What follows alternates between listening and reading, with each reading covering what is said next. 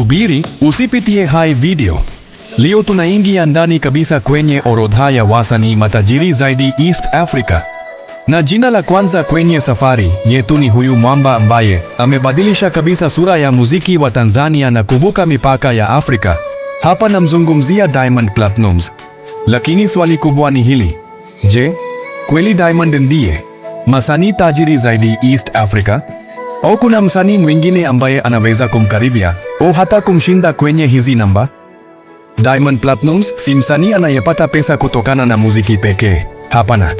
Ana muziki, shows kubwa, YouTube, matangazo, brand deals na biashara mbalimbali. Kitu kinachomtofautisha Diamond ni kwamba amejenga brand kubwa sana nje ya nyimbo zake.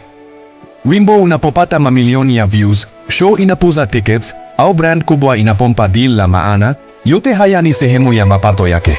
Na zaidi ya hapo, amefanikiwa kuifanya brand yake ijulikane hadi nje ya bara letu. Ndiyo maana jina lake linapotajwa kwenye mjadala huu wa utajiri, ni vigumu sana kuliacha pembeni.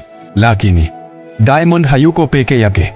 Tanzania ina wasanii wengine wenye majina makubwa na biashara zinazowapa kipato kirefu. Harmonize kwa mfano amejenga brand yake mwenyewe kwa nguvu sana. Ana muziki, shows na shughuli nyingine za entertainment.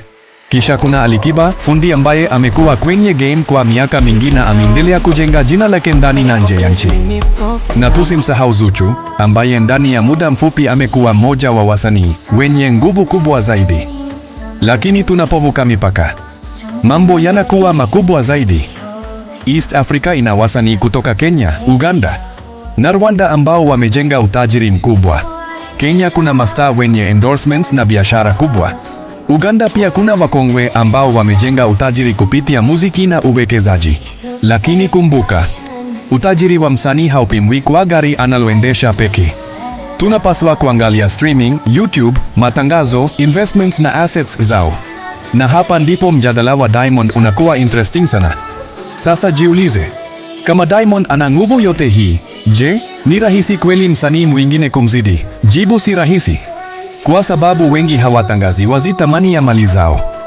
Ndiyo maana tunapaswa kuwa makini na namba za net worth tunazoziona mtandaoni. Nyingi ni makadirio tu. Kwa hiyo, kama tunazungumzia nguvu ya brand na biashara, Diamond ni jina ambalo haliwezi kupuzwa. Lakini sasa nataka kusikia kutoka kwako. Je, wewe unaamini Diamond ndiye tajiri zaidi? Au unadhani kuna mwingine anayestahili namba moja? Andika jina lake kwenye comment. Kama umefurahia uchambuzi huu, like, subscribe na bonyeza kengele. Hapa tunaendelea kukuletea historia na uchambuzi wa wasanii wakubwa Afrika. Diamond Platnumz, King of Bongo Flava.